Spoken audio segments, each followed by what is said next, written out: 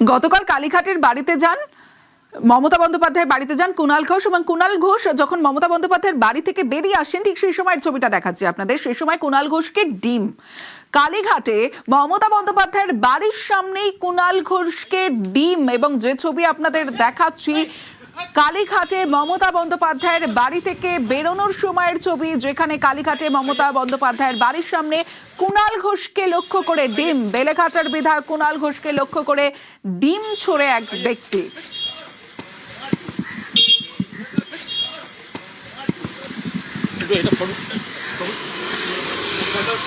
আমি মমতা বন্দ্যোপাধ্যায়ের বাড়িতে এসেছিলাম, আমি বেরোচ্ছি এবং আমি নিরস্ত্র এবং হাঁটাহাঁটির মধ্যে নেই, দাঁড়িয়ে।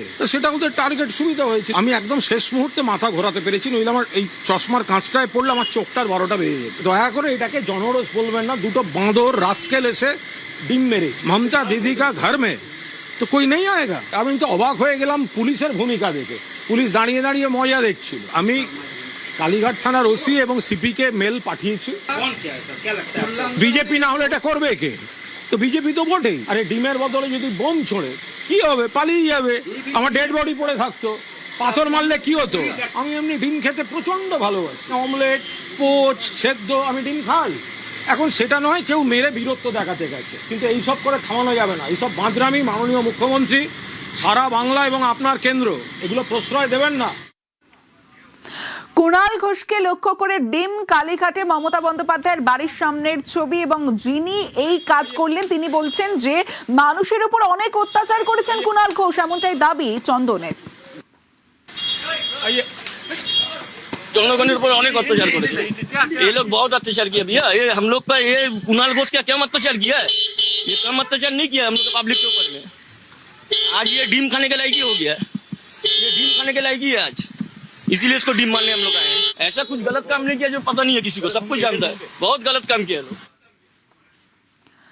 চৌঠা মে ভোটের রেজাল্ট এবং রাজ্যে পালাবদল। রাজ্যে পালাবদলের পর থেকেই তৃণমূলের একের পর এক ইভিএট নেতাকে ডিম। প্রথমে দেখাবো 30শে মের ছবিটা। 30শে মে সোনারপুরে দলীয় কর্মীর বাড়িতে যাওয়ার পথে বিক্ষোভের মুখে পড়েন অভিষেক বন্দ্যোপাধ্যায়, এবং তখন অভিষেক বন্দ্যোপাধ্যায় অর্থাৎ তৃণমূল সাংসদকে লক্ষ্য করে ছোড়া হয় ডিম, এবং সেই 30শে মের ছবি দেখাচ্ছি, যেখানে পাশাপাশি 30শে মের পাশাপাশি যদি 28শে মের ছবিটাও আপনাদের দেখাই, সেখানে 28শে মে আরও এক সাংসদ, দমদমের সাংসদ তৃণমূল সাংসদ সৌগত রায়কে লক্ষ্য করে ডিম ছোড়ে জনতা।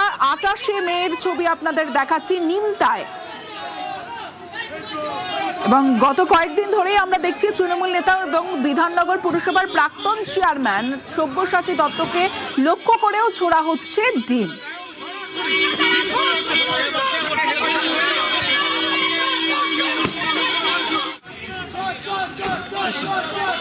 অর্থাৎ একের পর এক এই ঘটনা ঘটছে। রাজ্যে পালা বদলের পরে বিভিন্ন জায়গায় এই ডিম ছোড়া হচ্ছে। যেমন বিভিন্ন জায়গার ছবি দেখাচ্ছে। 28শে মে নিমতার ছবি, যেখানে তৃণমূল সাংসদ সৌগত রায়কে লক্ষ্য করে ডিম ছোড়া হয়। অন্যদিকে অভিষেক বন্দ্যোপাধ্যায়কে লক্ষ্য করে ডিম ছোড়া হয় সোনারপুরে 30 তারিখ। এবং গতকাল মমতা বন্দ্যোপাধ্যায়ের বাড়ি থেকে বেরোনোর সময় কুণাল ঘোষকে লক্ষ্য করে ডিম ছোড়ে এক ব্যক্তি। ওই যারা ডিম ছুঁড়েছে তাদের মধ্যে এই ছেলেটি, যার ছবি তুলে রেখেছি দেখুন, এই ছেলেটি ডিম ছুঁড়েছে, যাকে সিআইডি ইন্টেলিজেন্স দিচ্ছে, সিআইডি যাকে নিয়ে এসেছিল একদিন এই ছেলেটি। এই যে এত যে পুলিশ রয়েছে না, পুলিশগুলো দেখুন পুতুলের মতো দাঁড়িয়ে থাকে। একদিকে পুলিশ আর একদিকে বিজেপির গুন্ডা, এই সমস্ত করে ভয় দেখানো হচ্ছে সবাইকে। ডিম ছুঁড়ে ছুঁড়ে মারা। এরপর তো আমরা হাঁটতে চলতে পারবো না। কোনো উন্নয়ন নয় যতক্ষণ না পর্যন্ত গণতন্ত্র ঠিক মতো থাকে। রাতেই কালীঘাট থানায় অভিযোগ বেলেঘাটার বিধায়কের, এবং অভিযুক্তের গ্রেফতারির দাবিতে সরব হয়েছেন কুণাল ঘোষ। আবির রয়েছে আমার সঙ্গে। আবির, প্রথমেই আমরা দেখলাম যে যখন এই ডিম ছোড়ার ঘটনা ঘটলো তারপরেই পুলিশের ভূমিকা নিয়ে প্রশ্ন তুলেছিলেন বিধায়ক। এবার অভিযুক্তের নামে থানায় এফআইআর দায়ের হলো, কি আপডেট?